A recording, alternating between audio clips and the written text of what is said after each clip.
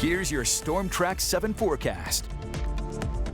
Greetings, I'm Storm Track 7 meteorologist Joshua Franson. We've had clear skies throughout this morning. Well, that's going to persist throughout the rest of the day, and we're pretty much going to remain dry here on Future Track throughout the entirety of today and into the overnight hours. And looking further ahead into tomorrow, same picture. We pretty much remain clear, sunny throughout the day, and then overnight, once again remaining clear, and that even persists throughout Thursday. We really don't see any clouds enter the forecast till about Friday.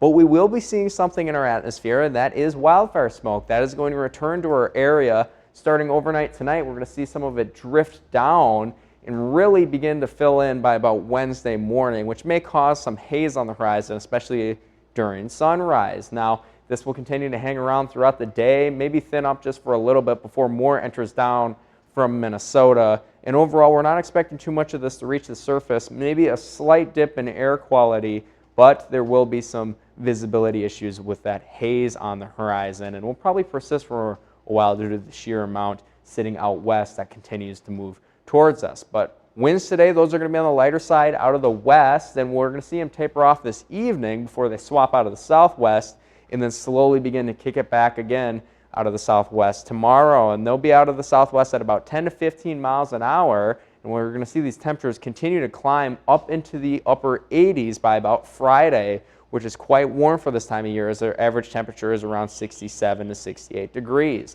Now, we will be dropping back off down over the weekend, especially on Sunday and Monday, when we start to get a northwesterly wind at about 25 to 20 miles an hour both days respectively, and that's going to help push those warmer temperatures down, and we start to get that cool air from Canada in to bring fall-like weather. Now, usually when you see those wind directions swap, you'd think, well, is there a cold front moving through? Are we going to get rain? That's not going to happen because we don't have much moisture in the air. The air is very dry despite it being warm. There's no dew points out there, so rainfall is going to be on the lower end, as in the 10-day, no rainfall, and October 13th through 17th, further ahead, once again, looking drier than normal. But overall for today, temperatures sitting in the lower to mid 70s, upper 70s in Waterloo and Tama, but otherwise sunny skies and a nice westerly breeze at about 5 to 10 miles an hour.